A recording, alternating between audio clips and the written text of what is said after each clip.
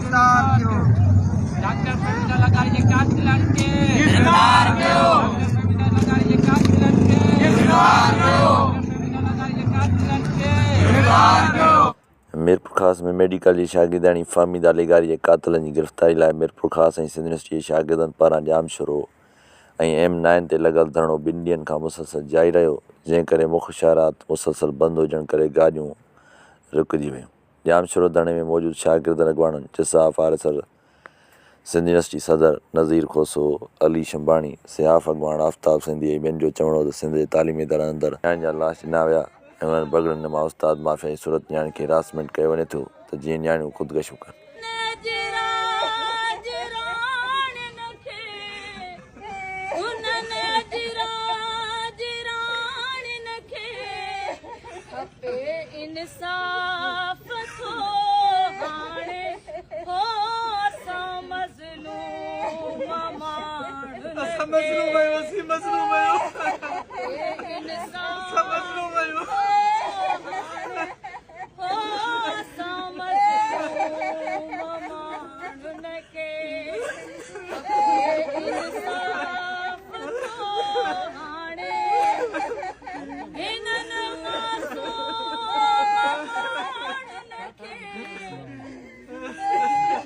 के कातिल आहिनि उन्हनि खे गिरफ़्तार कयो वञे।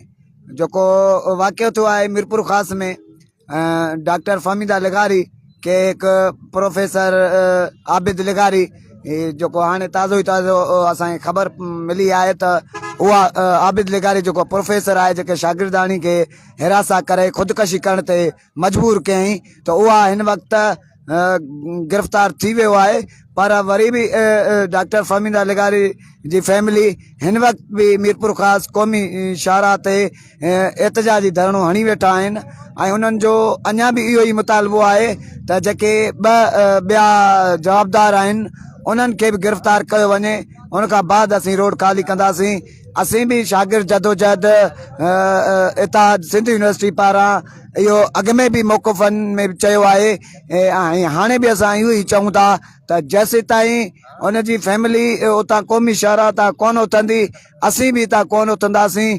हा, ही जेकी पुलिस आहे हे मुसलसल असांखे बि हिरासा करे पई ऐं मीरपुर ख़ास में जेके शहीद डॉक्टर फमीदा लेगारी जी फैमिली वेठल आहे ऐं उन्हनि खे बि हिरासा करे पई ऐं थ्रेट्स ॾियनि पिया त जेकॾहिं तव्हां रोड खाली न कंदो त असीं तव्हांखे गिरफ़्तार कंदासीं या त जेलनि में वाड़ींदासीं या त लाठी चार्ज कंदासीं या आंसू गैस जो इस्तेमालु कंदासीं। असीं उहो साईं GM सैयद जा उहे ॾिंगा ॿार आहियूं त असां हमेशह हिननि रियासती अताबनि खे मुंहुं ॾिनो आहे ऐं हाणे बि असां मुंहुं ॾियण लाइ तयारु आहियूं। हिननि खे असीं सोशल मीडिया जे थ्रू मां हिननि खे सिंध पुलिस खे ख़ासि करे जामशोरे जे इंतिज़ामिया अमलनि खे इहो चिताए ॾियां थो त शायदि तव्हां खां 4 मार्च 2025 विसरी वियो तव्हां 4 डिस्ट्रिक्ट जा पुलिस इंतिज़ामिया तां गॾु करे बि ताक़त जो इस्तेमालु करे तव्हां वरी बि शिकस्त खाधी हुई ऐं अॼु बि तव्हां शिकस्त खाधी आहे। हा, असीं ओसी ताईं वेठा रहंदासीं जेसि ताईं अञा जेके ॿिया जवाबदार आहिनि उहे गिरफ़्तार नथा कनि। 18 कलाकनि खां वठी असीं सिंध यूनिवर्सिटी सिंधियोलॉजी गेट जे साम्हूं वेठा आहियूं। उहो ई मुतालबो खणी जेको मुतालबो मीरपुर ख़ास में जेके न्याणी जा वरसा आहिनि वारिस आहिनि उन्हनि जो मुतालबो आहे। पहिरीं ॻाल्हि त ॿुधण में अचे पियो त जेको मुख्य कातुल आहे उहो गिरफ़्तार थियो आहे जेको सोशल मीडिया ते हले पियो। बाक़ी उनजी सही नमूने सां का अहिड़ी रिपोर्ट न आहे मिली त उहो गिरफ़्तार थियो आहे या न। हीउ सोशल मीडिया ते हिन वक़्तु हले पियो। ऐं ॿी ॻाल्हि त ही धरणे जो सॾु असांजो न हो, धरणे जो सॾु उन्हनि वारसनि जो हो, न्याणी जे वारसनि जो हो। जॾहिं उहे धरणो ख़तमु कंदा त पोइ असां माना धरणो ख़तमु करे सघूं था। उन खां सवाइ जेको असां धरणो कॾहिं ख़तमु करण लाइ तयारु न आहियूं। हीउ जेको जबर जेको तइलीमी इदारनि में हले पियो हर साल जे बुनियाद ते हर आए ॾींहुं असांखे पंहिंजे नियाणियुनि जा जेके आहिनि उहे लाश खणण ते हिरासत ही बगड़ जेके आहिनि उहे मजबूर पिया कनि। सिंध यूनिवर्सिटी मारवी हॉस्टल में थींदड़ ख़ुदकशियूं तव्हांखे यादि हूंदियूं ऐं उन सां गॾोगॾु चांडका मेडिकल कॉलेज में नियाणियुनि खे हिरासा करे ख़ुदकशी ते मजबूर कयो वियो वेंदो आहे ऐं उन सां गॾोगॾु काफ़ी तइलीमी इदारनि में जेके अहिड़ा केस जेके आहिनि उहे साम्हूं अचनि था, ख़ुदकशियुनि जा केस साम्हूं अचनि था। ऐं हैफ़ आहे त एतिरे हद ताईं उन्हनि नियाणियुनि खे प्रेशराइज़ कयो थो वञे, हिरासा थो कयो वञे, जेको हिकु माण्हू पंहिंजी ज़िंदगी जो अंत आणण ते मजबूर थिए पियो। 19 खां 20 कलाक खां असीं सिंधला जे गेट ते धरणो हणी वेठा आहियूं। सिर्फ़ु ऐं सिर्फ़ु हिकिड़ो ई मुतालबो हो त फ़हमीदा लेगारी जेकी MBBS 3 साल जी शागिर्दियाणी हुई, जेके कॉलेज जे प्रोफेसर ऐं उतां जी एडमिनिस्ट्रेशन मुख़्तलिफ़ वक़्तनि ते ब्लैकमेल कयो, हिरासन कयो, सेक्सुअल हिरासमेंट्स कई, जंहिंजे नतीजे में शागिर्दियाणी एतिरो त डिप्रेस थी वई जो हुन पंहिंजी ज़िंदगी तो बि हथु खणी छॾियो।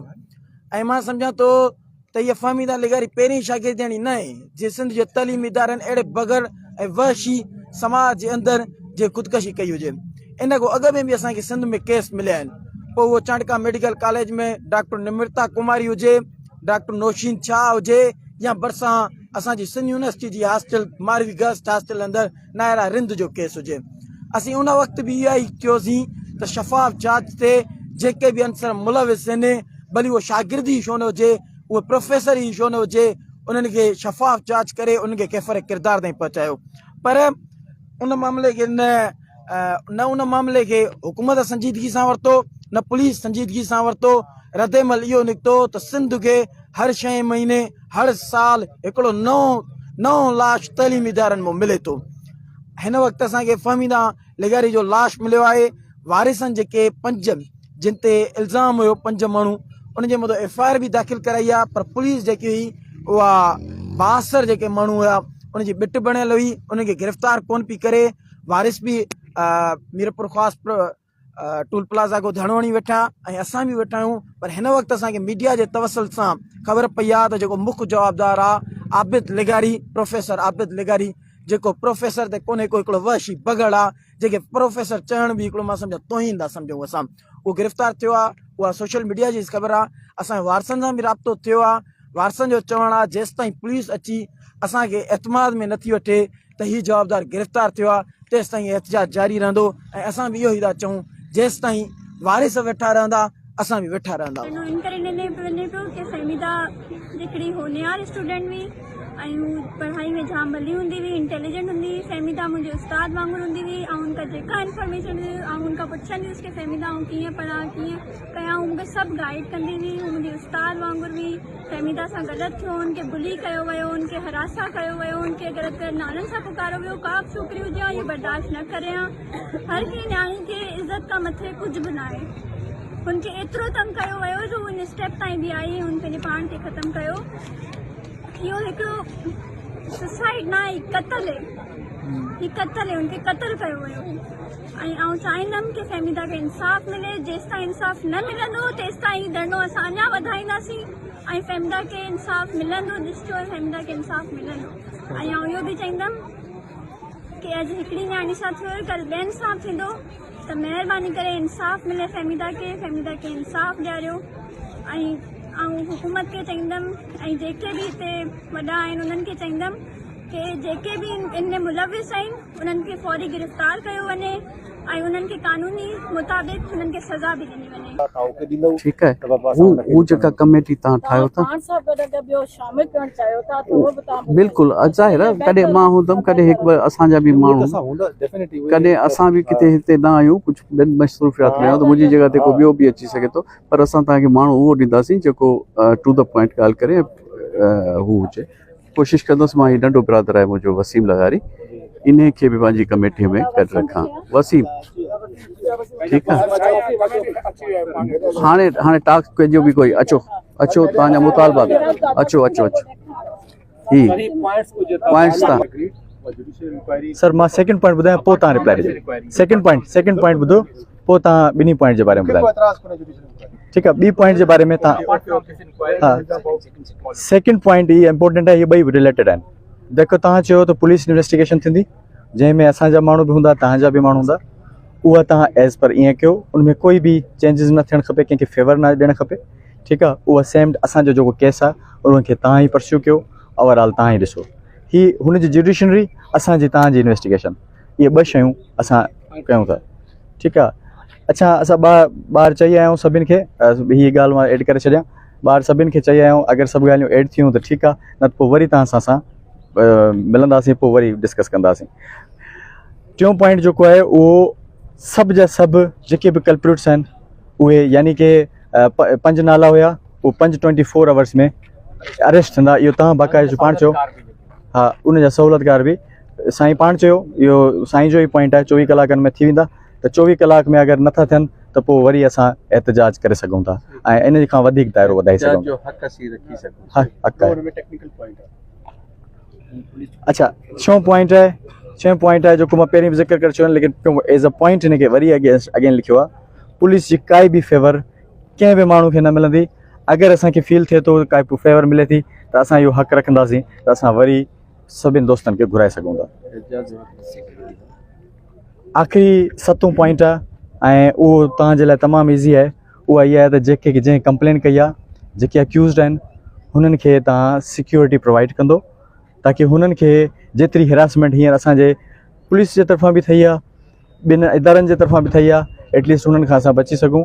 असांखे हुन में रिलीफ ॾियणु तव्हांजो कमु हूंदो। ऐं अगेन हिकिड़ी ॿी ॻाल्हि,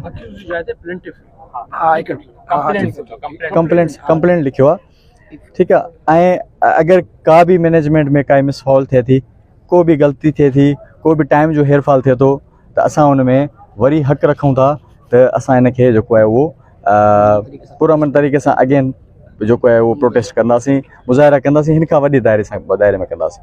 इहे असांजा 7 पॉइंट आहिनि, जंहिंखे तव्हां अगरि रिवाइज़ करे ओके कंदो त पोइ असां दोस्तनि खे रिक्वेस्ट कंदासीं। जो 7 नुकात हैं वो बिल्कुल मैं उन चीज़ों पे एग्री हूँ। और जो पहला आपका पॉइंट है जुडिशल इंक्वायरी का, जुडिशल इंक्वायरी के लिए जो है ना हम उसको मूव करेंगे। कॉम्पिटेंट अथॉरिटी जो है वो होम डिपार्टमेंट है। आपकी तरफ से मुझे एप्लीकेशन आएगी कि जी हम ये जुडिशल इंक्वायरी चाहते हैं। अगर उसमें आप कोई लिखना चाहते हैं कि जी हम ये जुडिशल इंक्वायरी इस तरह की चाहते हैं, इस जज से चाहते हैं, वो आप मुझे एप्लीकेशन देंगे और उस पर जो है ना वो आगे होम डिपार्टमेंट तक ले जाना और उसकी फेवर करना, ये मेरा काम है। So this is one point clarification is that judicial inquiries apart from this case. Definitely judicial inquiry तो है ही चीज़ अलग। जो हमारे 3 चीज़ें हैं, मैं अब चले मैं आपको और क्लैरिफिकेशन कर देता हूँ, टीचर हूँ ना। 3 चीज़ें, एक है जो कमेटी डीआईजी साहब ने बनाई है वो इंक्वायरी, दूसरी है इन्वेस्टिगेशन, जो कि केस जो है ना वो रजिस्टर हुआ है उसकी इन्वेस्टिगेशन होगी, वो एक अलग है। जो इंक्वायरी कमेटी डीआईजी साहब ने बनाया है वो एक अलग है। और तीसरी जुडिशियल इंक्वायरी जो है वो अलग है। जुडिशियल इंक्वायरी जो है वो एक जज साहब होते हैं, नॉमिनेट होते हैं और वो उसको करते हैं। तो ये 3 मुख्तलिफ चीज़ें हैं और ये तीनों चीज़ें जो है ना वो 2 ऑलरेडी चल रही हैं, तीसरी के लिए हम मूव करेंगे। जैसा ही ऑर्डर हो जाएगा तो वो जो है ना वो चीज़ें हो जाएंगी। दूसरे नंबर पे आपका पॉइंट था कि जो हमारी इन्वेस्टिगेशन है उसको हम उसी तरह से परसू करते रहेंगे और मेरिट पे करेंगे हम। और किसी किस्म की कोई भी किसी भी बंदे को अगर किसी भी लम्हे पे आपको कोई फेवर नजर आती है तो सबसे पहले काम आप मेरे पास आएंगे। अगर मैं आपका वो मसला ना समझूं, रिड्रेस ना करूं, ये सड़क आप यहाँ पे आने का आपको पूरा हक है। बट वन साइडेड ना करें। कोई भी चीज आपको आए आप मेरे पास आए कि सर हमने ये लग रहा है, बेशक आपको हो ना लगे भी ना आपको, फिर भी मेरे पास आप आ जाए, फिर भी मैं आपके साथ हूँ। या तो मैं आपको क्लियर कर दूंगा कि जी आपको लग रहा है, सारी चीजें खोल के समझाऊंगा कि जी जो आपको किसी ने बताया है या महसूस हुआ है वो इस तरह से नहीं है। अगर आप मुझे कन्विंस कर गए उसको हम रेक्टिफाई करेंगे। अगर मैं रेक्टिफाई नहीं कर पाया उसको तो फिर आपके पास राइट है, आप जो है ना वो आप आके इस्तेमाल कर सकते हैं। तीसरे नंबर पे जितने भी अक्यूज हैं उन सबको हम अरेस्ट करेंगे, चाहे वो बेल पे हो, चाहे वो जो है ना वो एट लार्ज हो। टाइम मेंशन जो हमारे बाद 24 आवर्स में सारे नहीं, क्योंकि वो जो बेल पे हैं वो बेल वाली पहली डेट पे इंशाल्लाह जो हम उनको कैंसिल करा के करेंगे। जो बाकी हैं 24 घंटे के अंदर मैं आपको रिजल्ट दूंगा इंशाल्लाह। उसके बाद बेल कैंसिलेशन है पहली डेट पे। मैं थोड़े लफ्जों को नहीं समझा, अगर आप करें आप उनको गिरफ्तार करेंगे। प्रोग्रेस का मतलब गिरफ्तार है, ठीक है ना, गिरफ्तार करेंगे हम, ठीक है। और बेल कैंसिलेशन पहली डेट पे ही हम कराएंगे। और अच्छा, इसमें एक मेरी आपसे गुजारिश होगी कि बेल कैंसिलेशन के लिए हम मूव जरूर करेंगे, बट आपका वकील भी वहां पे फाइट जरूर करे, ठीक है। हाँ, क्योंकि आपको पता है कि अगर पुलिस एक तरफ रही और अगली पार्टी का वकील हुआ, आपका वकील नहीं हुआ, तो हाँ, तो आपके वकील होंगे, आप हमें देखेंगे कि हम किस तरह से जो है उसको फाइट करते हैं, और कैंसिल कराना इंशाल्लाह जो है ना वो हमारा काम है। उसके बाद एंटी हैरेसमेंट जो है वो हर इदारे में सेल कायम होगा, और उसमें जो स्टूडेंट बॉडी है वो उसमें शामिल होगी। ये हम जो है ना वो हर लेवल पे इसको लिखेंगे भी, रेज भी करेंगे, और इंशाल्लाह जो है ना अल्लाह ने चाहा तो उसमें कामयाबी मिलेगी। और मैडम भी जो है ना पॉलिटिकल साइड पे जो है ना उसको देखेंगी, हम उसको एडमिनिस्ट्रेटिव साइड पे देखेंगी। छठा पॉइंट आपका कि आपको ना सिर्फ इस केस में, किसी और केस में भी आपको कहीं पे भी किसी के साथ भी आपको नजर आए कि जी ये फेवर हो रही है, आप मेरे पास आ जाए, मैं बैठा हुआ हूं। इंशाल्लाह इस केस को तो मैंने मिसाली बनाना है, ये एक मिसाली के इन्वेस्टिगेशन होगी, और जिसको पूरा पाकिस्तान इसको कोट करेगा कि अगर इन्वेस्टिगेशन होनी चाहिए इस तरह के केस की तो वो इस तरह से होनी चाहिए इंशाल्लाह। जो कंप्लेनेंट है उसको सिक्योरिटी के जो खदशात हैं वो सारे जो है ना वो पुलिस उसको देख लेगी, उसको हम रिड्रेस करेंगे इंशाल्लाह। ये 7 पॉइंट आपके हैं, और इन 7 पॉइंट से जो है मैं आपको जी जी जरूर जरूर जरूर जरूर सबसे पहले आप ऊपर वो केस लग सकता है दहशतगर्दी का या क्रिमिनल केस जो होते हैं। देखें, दहशतगर्दी का नहीं लग सकता, मैं अगर आपको झूठ बोलूं यहाँ पे, अगर लगाएंगे आप केस खराब करेंगे अपना। नहीं सही है, राइट है आपका कि इंसान को पूछ सकता है, ठीक है ना। हाँ नहीं बिल्कुल।